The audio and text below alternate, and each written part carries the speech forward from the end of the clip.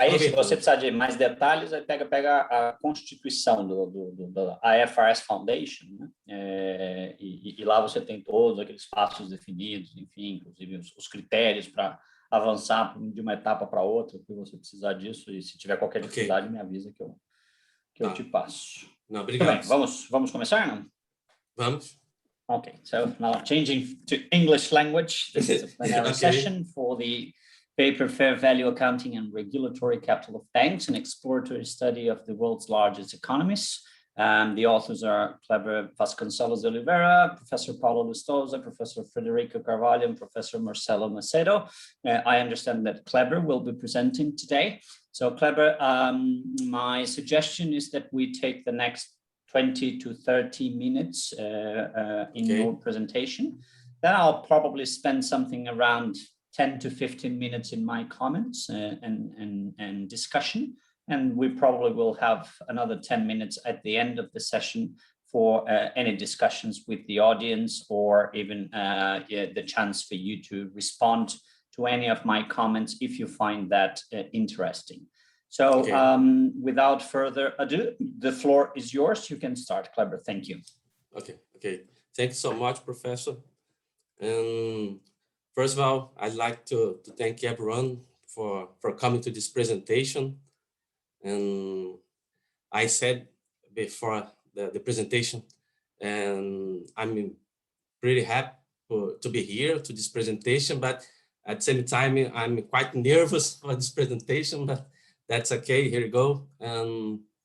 And broadly speaking, this is a paper on fair value accounting hierarchy in the banking industry, okay? And besides me, the other co-authors are Professor Paulo Lustosa from the University of Brasilia, Professor Federico de Carvalho from Federal University at Rio de Janeiro, and Professor Marcelo Álvaro Macedo from Federal University at Rio de Janeiro. And a brief contextualization on the topic. Fair value accounting or fair value measurement is considered the most controversial issue in the area of financial instruments. Furthermore, standard setters have been deliberating for decades on the role of fair value.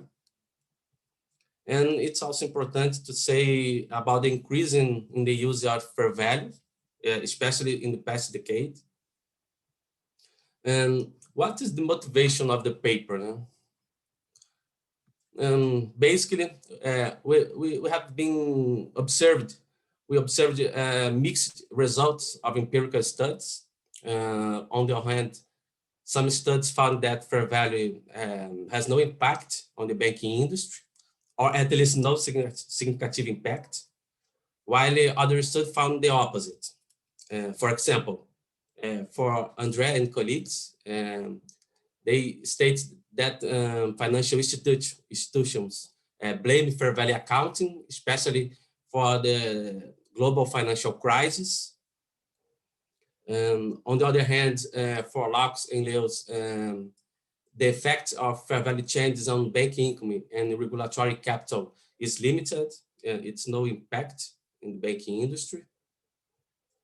This context called our attention to explore the behavior of fair valued financial instruments, especially across countries, in order to observe whether there is a relatively homogeneous behavior in the top banks around the world, in main players in the banking industry. To do this, we construct a specific sample, okay? And our intention is to avoid comparing different banks in relation to their size. Then we sought to build a homogeneous sample, top 5 banks, so that we would be possible to compare countries. And we achieved this goal by hand collect data. For example, in well-known databases such as in Compustar, Bank Daily, we do not find information available for top 5 bank for most of the countries in the sample. We found information on the top 5 banks only for United States, Canada, and United Kingdom. And for Germany and Italy, for example, we find information between across top 5 banks, only for one bank in Germany and Italy. For French banks, we find information only for 2 banks, and Brazil, 3 banks. In case of Brazil, Itaú, Bradesco, and Santander. And for Chinese banks, there is no information available. For this reason, it's necessary to construct by hand collected data. Then, after construct this specific sample with a relatively homogeneous banks, we can expect homogeneous behavior for these banks in relation to financial instrument measured at fair value? Or can country-specific characteristics contribute to find mixed results? Then, the purpose of the paper is to analyze the evolution and distribution among the hierarchy levels of financial instrument, assets and liabilities measured at fair value, as well as the impact on the regulatory capital, okay? And one can say why this is important. Glaser, Mormon, and Riep document a robust link between banks' probability of default and their share of level 3 assets. For the authors, constrained banks with respect to regulatory capital must heavily use level 3 assets. And it's important to say, we do not investigate country-specific issues, which can be considered a limitation of the research. But at the same time, it can be considered a further development for the research. We construct 3 research questions. First, are there differences between countries in the sample regarding to the share of financial instrument in relation to total assets? Are there differences between countries in the sample regarding the distribution of these hierarchy levels or financial instrument measured at fair value? Specific for these 2 research questions, we cite the work of Bischoff and colleagues. For their sample banks, they document on average 16% of total assets are financial assets measured at fair value, and about 5% are financial liabilities measured at fair value. Our third research question is specific to banking ratio. Are there differences between the countries in the sample regarding the participation of financial instrument measured at level 3 over common equity tier 1?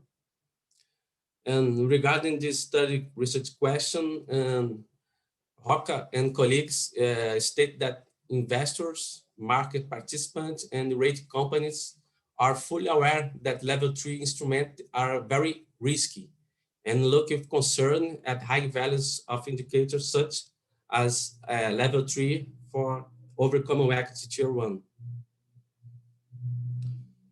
The methodology of this study, the period analyzed is from 2013 to 2018, specifically because 2013 is the year in which the information was already in compliance with IFRS 13. We got the list of banks in the website of Standard & Poor's, top global banks. Once again, data have been manually collected direct from their annual reports, obtained from the website of each bank. The final sample was not 50 bank because we were unable to collect information for top 5 banks, in top 5 Japanese banks and top 5 Indian banks. And we use analysis of descriptive statistics. And we also performed a test for a difference of mean, especially for the main variables. And these are our countries studied in our research. These are top 10 economies in 2018. Probably this list is different in 2020.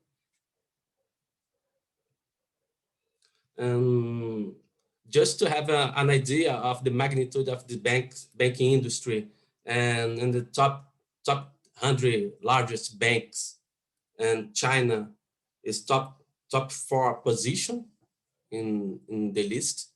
And total assets around $4 trillion for the first industrial and commercial bank of China. And second, third, and fourth position around $3 trillion. Just for comparing, and AT&T have total assets around $500 billion. And Brazilian banks, better Brazilian banking in the list is Itaú, 69th position, around $400 billion, followed by Banco do Brasil, Bradesco, e Caixa Econômica. Okay. Our main finds. First, all countries jointly, as it were, a kind of single country. And financial assets represent 34%, financial liabilities 19%. For space, and because of the magnitude of financial assets, we concentrate our results in discuss about financial assets. Remember that the work of Bischoff and colleagues, they found about 16% of financial assets measured at fair value and 5% of financial liabilities. A little different, but. And regarding to hierarchy levels, level 1, level 2, and level 3 for financial assets and liabilities, we observed that level 2 was predominant, with 59% for financial assets and 84% for financial liabilities. And analyzing country by country, we observed the formation basically of 3 groups. First group formed by India, United States, Germany, United Kingdom, and France, with higher proportion of financial assets measured at fair value and financial liabilities. In blue, it's financial assets, and orange, financial liabilities. Second group formed by Canada and Japan with moderate value, especially for financial assets. And third group formed by China, Brazil, and Italy with low level for financial assets. Regarding the hierarchy levels, we observed the formation of the group formed by Brazil, Italy, and Japan with higher proportion of level 1 financial assets, especially in Brazil.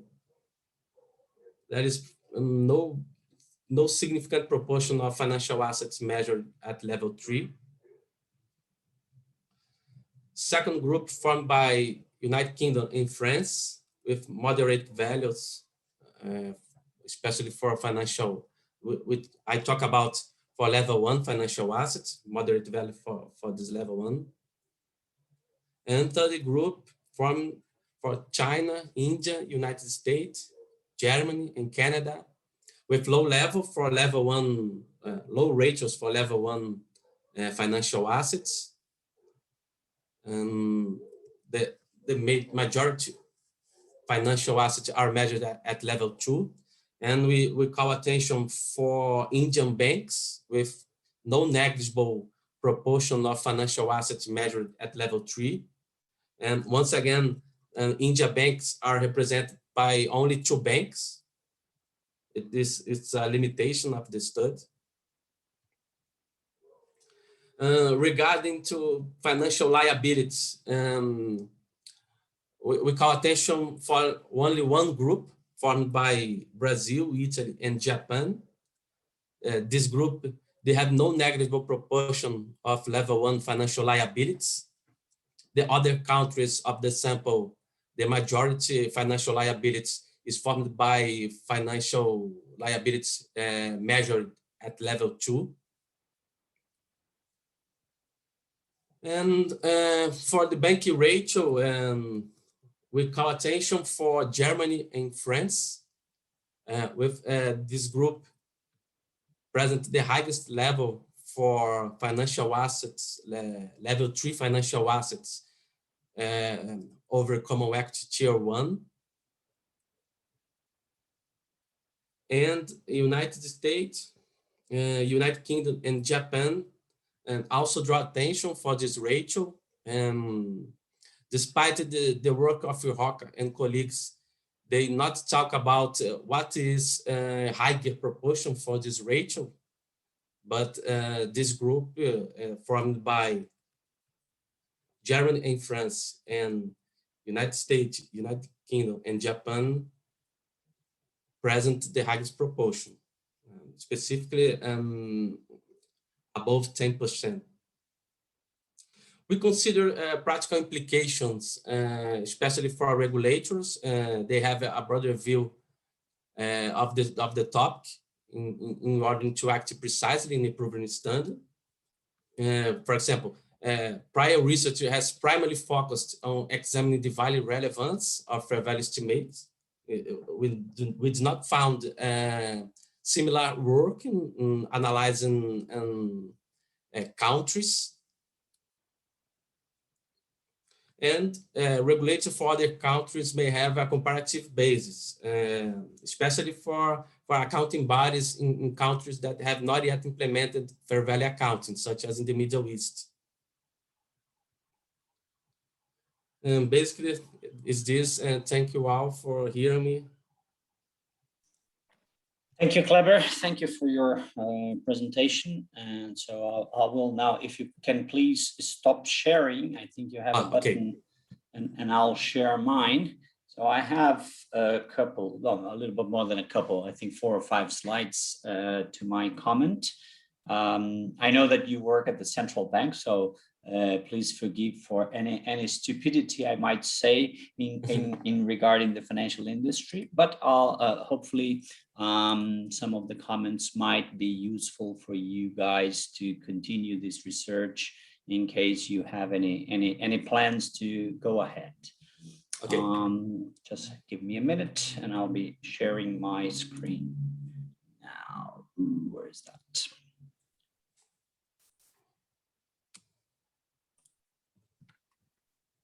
Okay, just one more minute. For some reason, oh, here it is. Good. So my role here is to be the discussant. So I will probably more focus on what I find are the missing links or the opportunities for improvement of this work.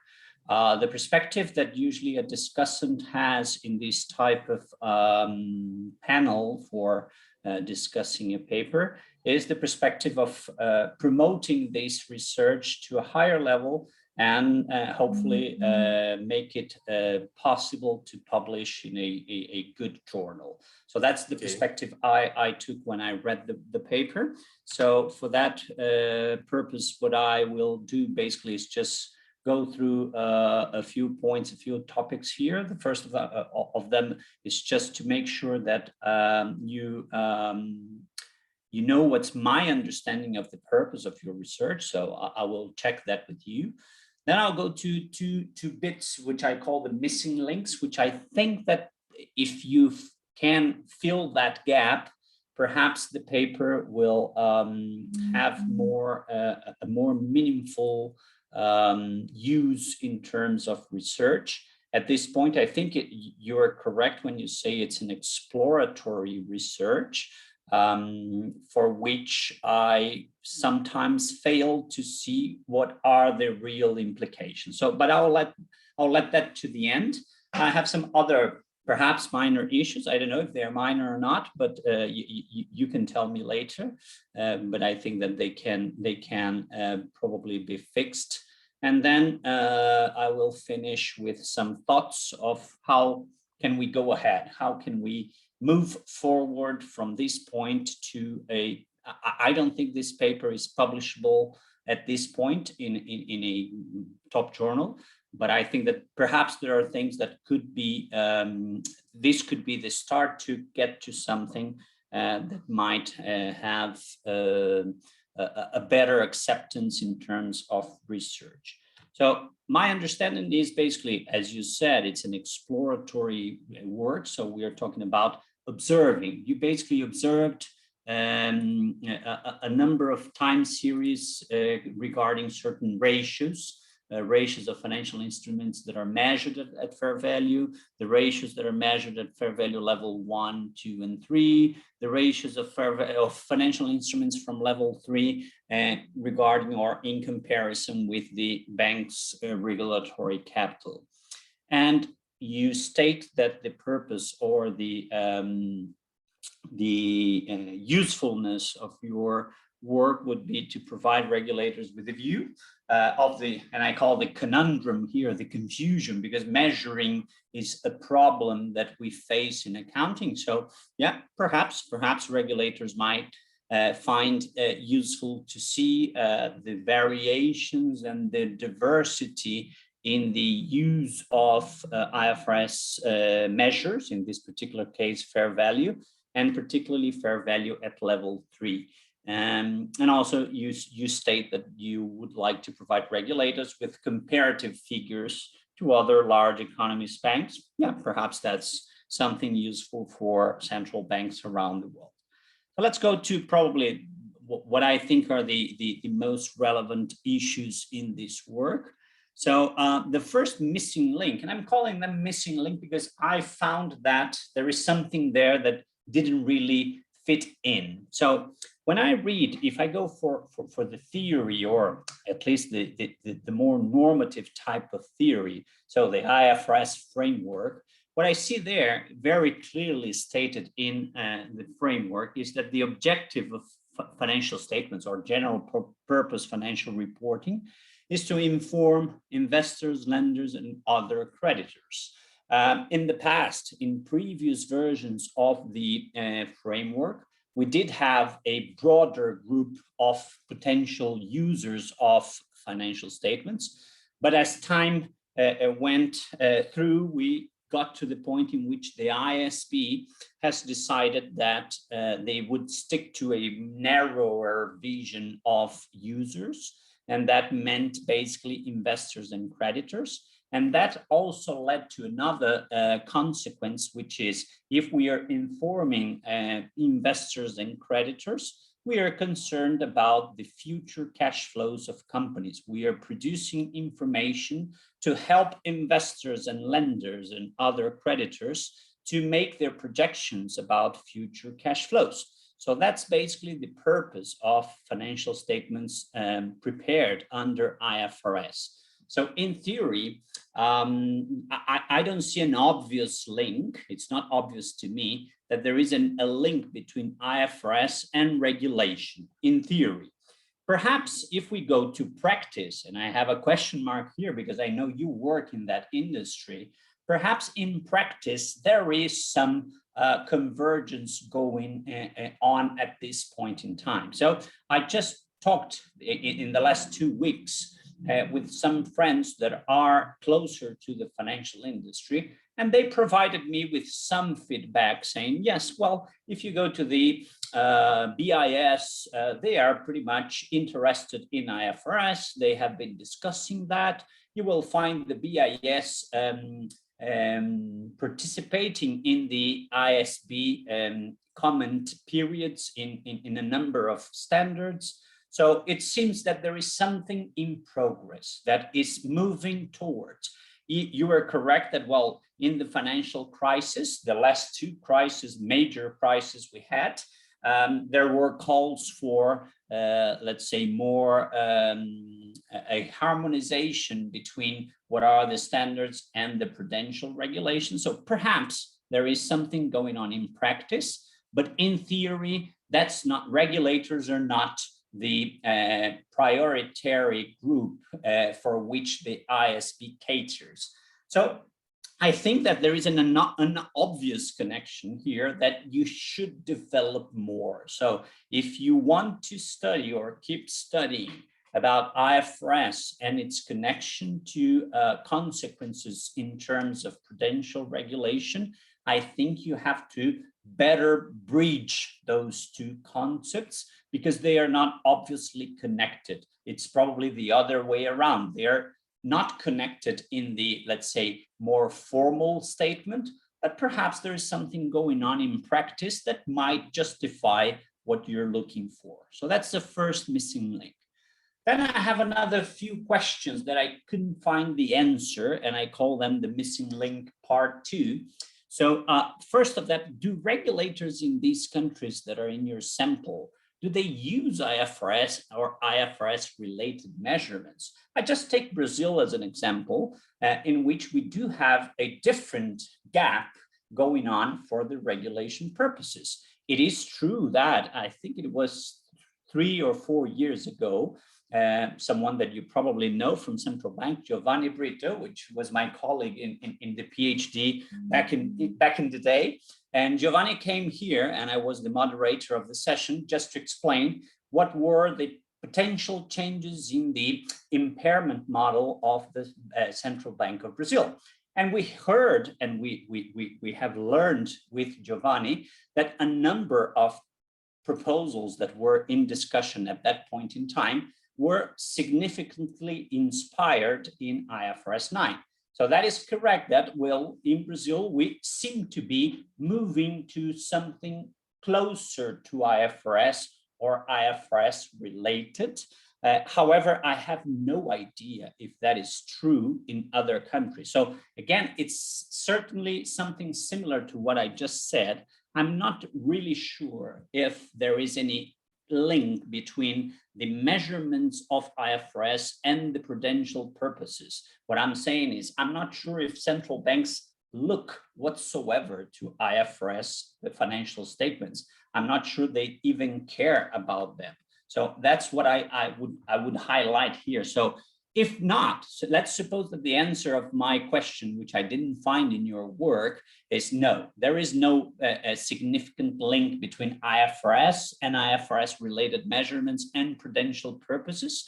Will still there any contribution in your study, which is that? So I think you have to further develop that. So if there is no IFRS related measures in the prudential regulation numbers or reports or indexes or ratios, then why do we care to make those relations? And another thing is, well, you might have an untested hypothesis in your head, which is, well, fair value accounting in IFRS might be useful for regulatory purposes. You just said, based on other works, that perhaps there is a relation or a correlation, at least, between level 3 and certain fragilities or certain weaknesses in financial systems. So I think that could be a way to theoretically develop more the link between IFRS measures and prudential regulations.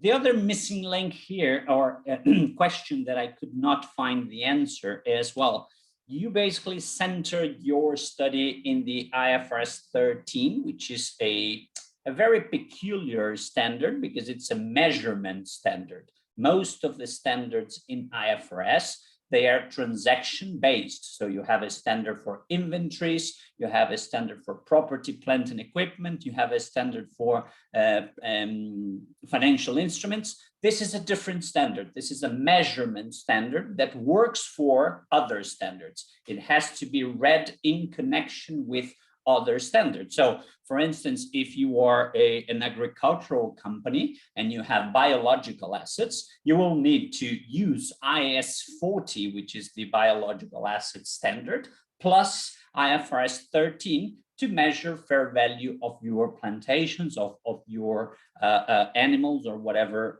biological asset you have. So it is a peculiar standard. And when I read your work, I started to think, well, first of all, it is true that IFRS 13, for instance, has been approved by the FASB and the IASB. So, well, we have convergence. But that's not true because you are talking about financial assets and financial liabilities. So that's IFRS 9. And when I go to IFRS 9, sorry for the motorcycle that just came through.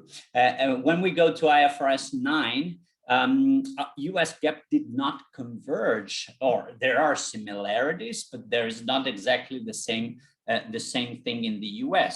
So I was unsure, and I am still unsure, if you can compare the American banks, the US banks, with the rest, because even though they use IFRS 13, you are taking the assets, and the classification of the assets will be determined by something else. The same with China. I'm not sure. I think that, and that was a question to you, that you said that the Chinese banks, they all are listed in the US. So you took the 20F form.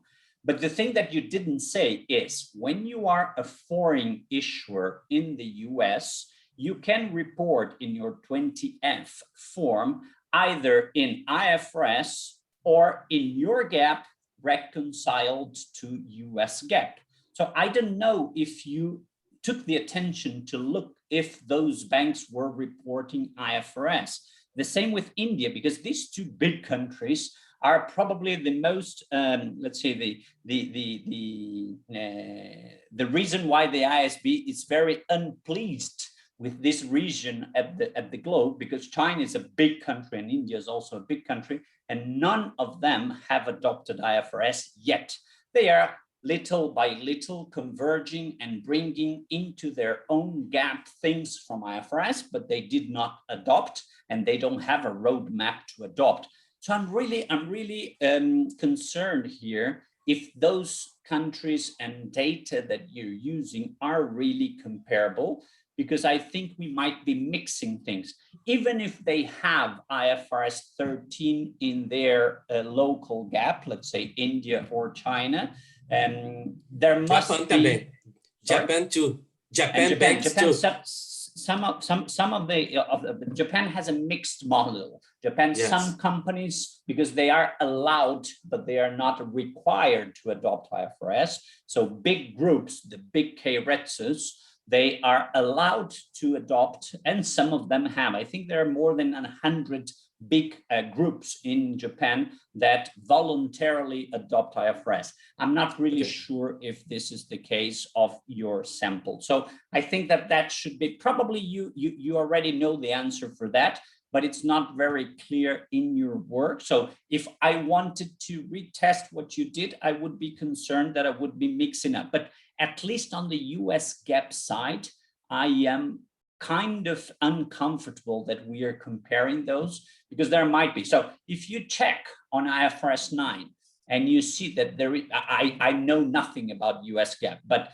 let's suppose that we go to IFRS 9 in the ISB and the equivalent financial instrument standard in the US GAAP, and you compare in the classification part of the standard, and there are no differences, that's fine.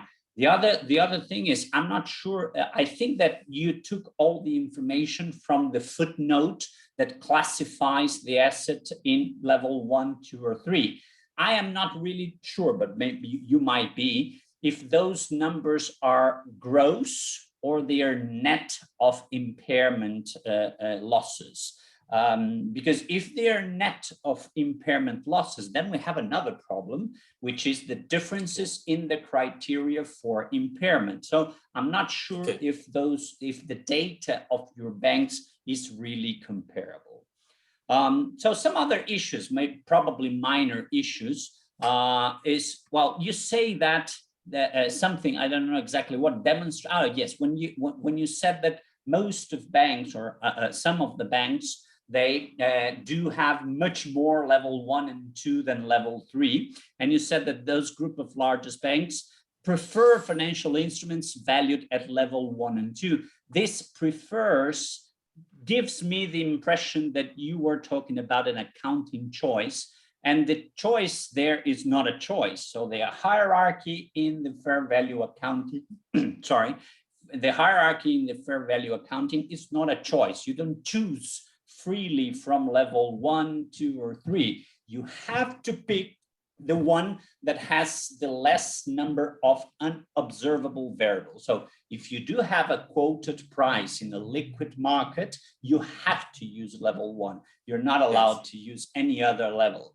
Well, if you don't have an observable variable in a quoted market, and you have a quoted market for some similar assets, then you go to level 2, but you're not allowed to go to level 3 unless you have complete limitations in levels 1 and 2. So I think that's inaccurate to say that they prefer. I don't think that that's a choice. That's not what the standard says. The other thing is about measurement. And you say somewhere in your work that the FASB and the ISB have expressed their preference to the fair value.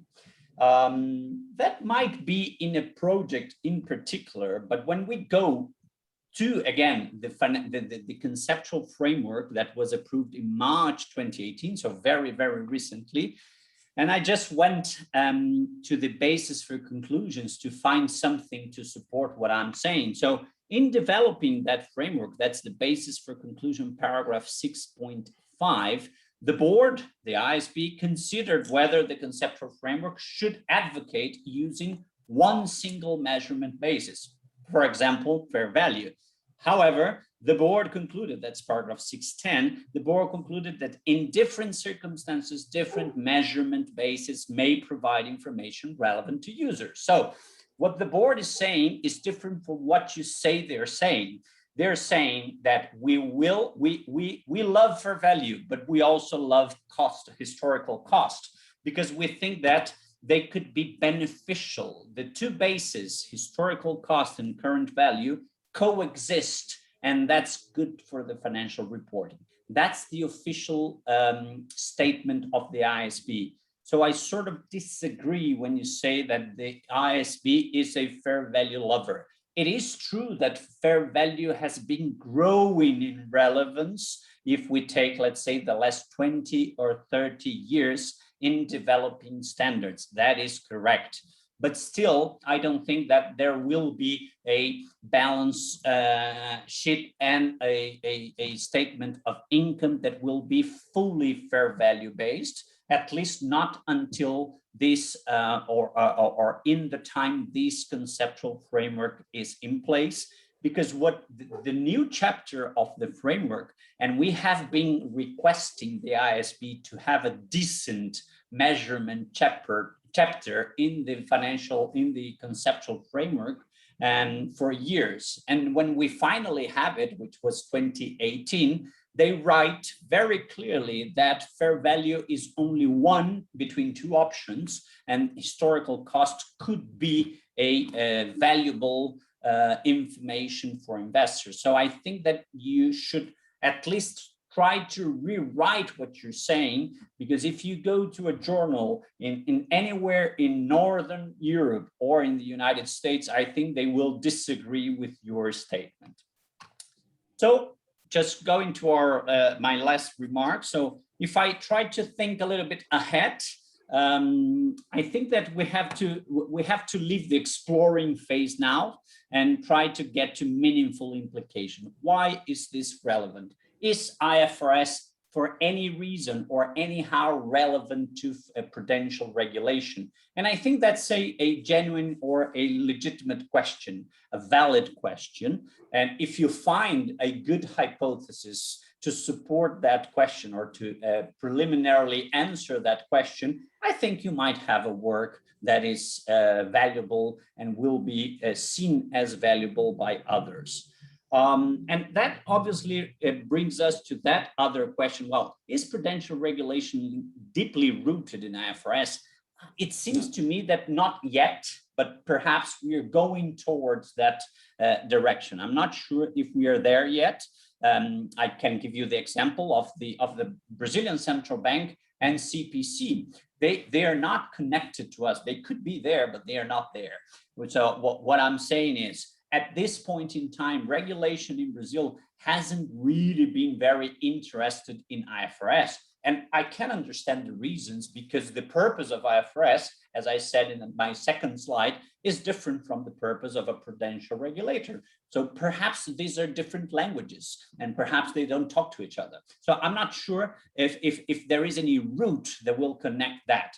So if they're not rooted, are they becoming increasingly intertwined? So that was something I already said. I'm just repeating those as possibilities or avenues to discuss ahead.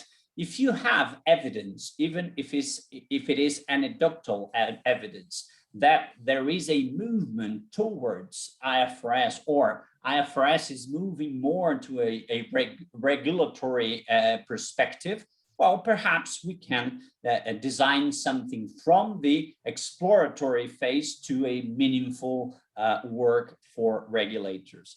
And last but not least, I absolutely understand, and you did that caveat in your work. You did not study any cross-country differences, but I think that that might reveal some interesting influences in the IFRS adoption and also prudential regulation. I was there looking at your data and thinking, well, why would that happen? So I can understand very clearly why we have basically no fair value accounting for liabilities in Brazil, because we don't have a market for debt. That's very simple. Yeah. We don't have a market for that. So we don't care about debt. It's a very, very thinly structured market. And in other countries, obviously, particularly in the Northern Hemisphere, that's more relevant. So obviously the fair value option for debt or for liabilities is more used. That's an option. And it's an option to avoid the mismatch between assets and liabilities measured at fair value.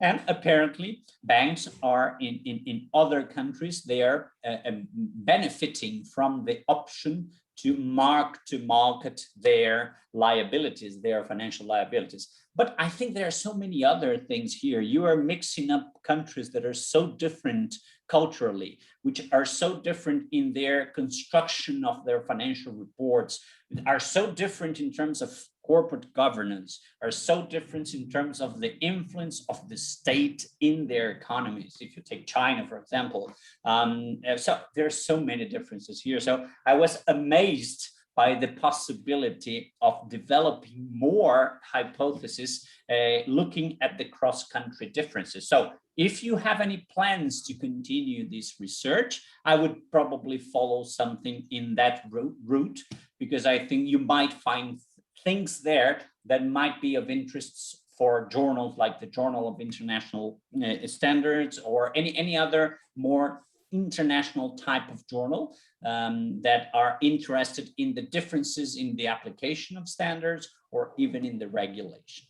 So that's pretty much it, Kleber. So I'm going to stop sharing now. I think we have enough time. Yeah, we have 15 minutes. So probably if you want to comment, you don't have to, but if you want to comment in anything that I said, if something I'm wrong or something that you think might deserve a comment, you are more than welcome to do it. And we can ask the audience also if they want to make any other comments. But first, I would like to hear you if you want to make any comments. Okay, Professor Guillermo, great comments. And could you share your comments in PowerPoint with me by email? Yes, I can. Yeah, okay. I'm not sure I have your email, but I can find that. Okay, I mail. And other question, and I don't know if Professor Marcelo would like to comment something.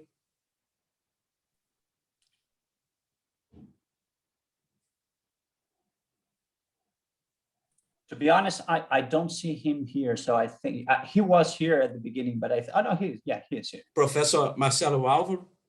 Yeah, but his mic is not even appearing, so probably he won't be able to speak.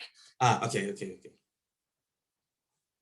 There you are. No, but that's a comment from Rafael. So I'd like to suggest use the Hofstede's data to strengthen the research. And Raphael is talking about the cultural differences. I think, if I remember well, the Hofstede is about, for example, the paper shows that Indian banks have high rate in fair value level 3 and in relation to religion. So that's pretty much what I was commenting. Hofstede insights like power, distance, uncertainty, avoidance, collectivism, and other can be useful to find new answers. So there you have a suggestion of Hofstede it's a framework to think and explore cultural differences, historical differences between countries. So yes. It could be a framework used if you have any interest in continuing this research, exploring the cross-country differences in your sample. Yes. Great. Any other comments from the audience or from Kleber? If you, we still have a few minutes to go. So apparently not. I have no comments. Good, Kleber. So so I'll send you if you just can type your slides. Yeah, can you please type in the chat your email now so I can copy that, and I'll send you right now my slides. And obviously, I'm happy to do that. And if there are no other comments, I think, well, I'll just wait for you to send me your email so I can send you the slides. Very good. So let me copy that.